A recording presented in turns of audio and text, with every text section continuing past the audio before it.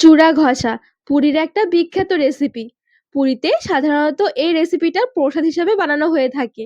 যেই একবার এই রেসিপিটা বানিয়ে খাবেন, বিশ্বাস করুন পুরো মুখে লেগে থাকবে। মাত্র 5 মিনিট। গ্যাস বা আগুন ধরানোর ঝামেলা থাকবেই না। চাইলে সকালে জলখাবার বা টিফিনে বা হালকা খিদের জন্য ঝটপট তৈরি করে নিতে পারেন। এমন হেলদি খাবার হয়তো আর হবেই না। নমস্কার বন্ধুরা, নতুন একটা পর্ব দেখার জন্য আপনাদের সকলকে স্বাগত জানাই। আজকে বানিয়ে দেখাবো চূড়া ঘষা। এই রেসিপি তৈরি করতে কোনো রকম গ্যাস বা আগুন ধরাতে হবে না। মাত্র 5 মিনিট হাতে সময় থাকলে ঝটপট বানিয়ে খেয়েও নিতে পারবেন। চলুন, আশা করছি আজকের রেসিপি অনেক ভালো লাগবে। সবার প্রথমে আমি এখানে একটা মিক্সিং জার নিয়েছি। 1 কাপ নিয়ে নিচ্ছি প্যাকেটের চিড়ে। 1 কাপ দিয়ে তৈরি করছি, চাইলে কিন্তু আপনারা একটু কম বা বেশি নিয়েও তৈরি করতে পারেন। এবারে মিক্সির জারে আমি চিড়েটা নিয়ে নিচ্ছি। চিড়ের সাথে নিয়ে নিচ্ছি কয়েকটা গোলমরিচ আর 2টো এলাচ। মিক্সির ঢাকনা লাগিয়ে এবারে চিড়েটা একটুখানি গুঁড়ো করে নেব। আবার এখানে ফাইন পাউডার করতে হবে না, একটু ঘুরিয়ে নিলেই হবে। তো দেখুন, এখানে আমি চিড়েটা সুন্দরভাবে একটুখানি গুঁড়ো করে নিয়েছি। আবার কিন্তু একদম পাউডার নয়, একটু খসখসে ভাব রয়েছে। একটা থালার মধ্যে এবারে নিয়ে নিচ্ছি। সামান্য একটু নিয়েছে চিনি, মোটামুটি 2 চামচের মতন। চিনির স্বাদটা কিন্তু আপনারা বাড়িয়ে কমিয়েও নিতে পারেন। তাছাড়া কিন্তু চিনির পরিবর্তে গুড়টাও নেওয়া যাবে। তো এবার আমি চিনিটাকে গোটা দেব না, একটু গুঁড়ো করে দেব, এতে করে মেশাতে অনেক সুবিধা হবে। তো এই 2 চামচ চিনি আমি মিক্সির জারের মধ্যে নিয়ে একটু গুঁড়ো করে নেব। তো এই দেখুন, চিনিটাও গুঁড়ো করে নিয়েছি। এবারে গুঁড়ো করা চিনিটা চিড়ের সাথে মিশিয়ে নিচ্ছি। এবারে ঠিক এই একই মিক্সিং জারে আমি নিয়েছি বেশ কিছুটা নারকেল। এখানে ছোট একটা নারকেলের 1 মালা নারকেল রয়েছে, একটু কিউব করে খোসা ছাড়িয়ে নিয়েছিলাম। মিক্সির জারে নিয়ে নারকেলটা একটুখানি গ্রেট করে নেব। তো এখানে মিক্সিতে আমি নারকেলটা একটুখানি গ্রেট করে নিয়েছি। আর দেখুন, নারকেলটা গ্রেট করার পরে কতটা সুন্দর লাগছে। চাইলে কিন্তু নারকেলটা কুড়িয়েও নিতে পারেন। এবারে নারকেলটা এই চিড়ে আর এই চিনির মধ্যেই নিয়ে নিচ্ছি।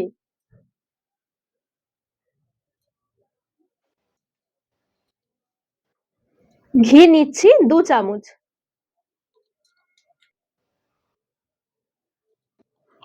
এবারে সবকিছু ভালো করে মিশিয়ে একটু হাতে ঘষে ঘষে ভালো করে মেখে নিতে হবে।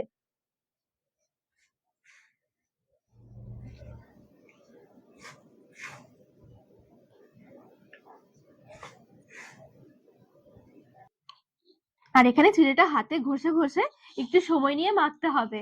দেখবেন মাখাতে মাখাতে চিড়েটা সুন্দরভাবে ফুলে উঠবে।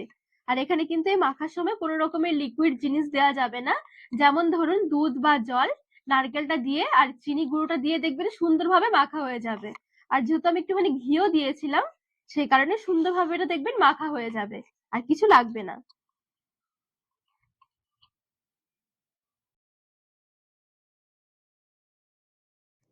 তো এখানে বেশ কিছুক্ষণ সময় নিয়ে হাতে ঘষে ঘষে মেখে নিয়েছি। খেয়াল করে দেখুন, চিড়েটা কিন্তু আগের তুলনায় একটু ফুলে ফুলে এসেছে। এই দেখুন, আমি এখানে প্যাকেটের চিড়ে নিয়েছি, আপনারা চাইলে কিন্তু খুচরো চিড়েটাও নিতে পারেন। আর এই দেখুন কতটা সফট হয়ে গেছে, চাপ দিলে দেখবেন জড়ো হয়ে যাবে। এইভাবে করে মেখে নিতে হবে। এবারে এইখানে আমি নিয়ে নিচ্ছি একটুখানি বেদানা। দেখতেও সুন্দর লাগবে আর খেতেও ভালো লাগবে। 1 মুঠো মতো নিয়ে মিশিয়ে নিচ্ছি। সাথে নিয়ে নিচ্ছি একটুখানি বোঁদে। বোঁদে দিয়ে আজকে আমি সার্ভ করব। আর বোঁদে দিয়ে সার্ভ করার কারণে খেতেও ভালো লাগে। বেশ কিছুটা নিয়ে নিয়েছি। আর নিয়েছি এখানে সেই ভাজা বা ঝুরি ভাজা। আমি যেইভাবে এই চূড়া ঘষাটা খেয়েছিলাম, এর মধ্যে এই উপকরণগুলোই দেয়া ছিল। বেশ ভালো লেগেছিল খেতে। তাই ভাবলাম আজকে এই রেসিপিটাই শেয়ার করি ঠিক এইভাবে করে। সবকিছু ভালো করে এবারে মিশিয়ে নেব। সবকিছু ভালো করে মিশিয়ে নিলেই কিন্তু আজকে চূড়া ঘষা একদম রেডি হয়ে যাবে। আর আমি সামান্য একটুখানি সন্দুক লবণ নিচ্ছি। লবণটা না চাইলে না দিলেও হবে। সবকিছু ভালো করে মিশিয়ে নেওয়ার পর দেখুন এটা দেখতে কতটা লোভনীয় লাগছে। আর দেখে কিন্তু বোঝাই যাবে না যে এটা চিড়ে দিয়ে তৈরি করা হয়েছে। এই দেখুন, মুখে দিলেই পুরো মিলিয়ে যাবে। একবার হলো এভাবে করে বানিয়ে খেয়ে দেখবেন, দারুণ লাগে খেতে। কেউ প্রথম খেয়ে বুঝতেই পারবে না যে এটা চিড়ে দিয়ে তৈরি করা হয়েছে। একদম ভিন্ন স্বাদের দারুণ একটা রেসিপি। সাথে একদম হেলদি, চাইলে কিন্তু আপনারা সকালে জলখাবারে বা টিফিন বক্সের জন্য ঝটপট তৈরি করে নিতে পারেন। একেক সময় দেখবেন একটু খিদে লেগে যায়। হালকা খিদের জন্য কিন্তু এই রেসিপিটা একদম সেরা একটা রেসিপি। পুরো মুখে লেগে থাকবে। এই দেখুন কতটা সুন্দর লাগছে। একদম ঝরঝরে।